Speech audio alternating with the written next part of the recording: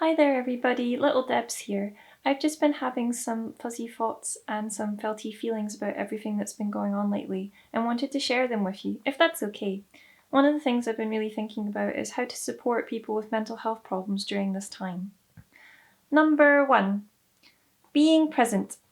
Letting the person know you are there for them during a crisis, even if it's a phone call, a text, or being there for support.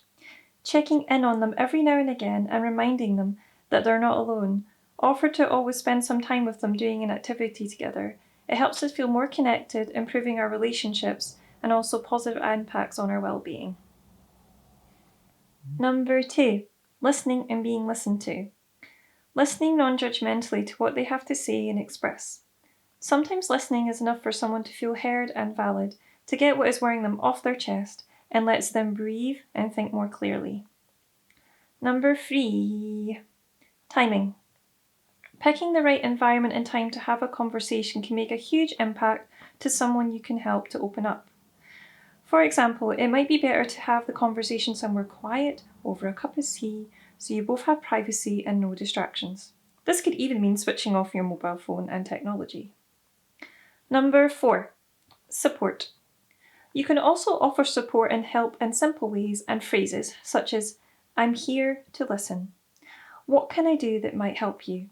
I'm here for you now, and even when you're ready to talk, regardless."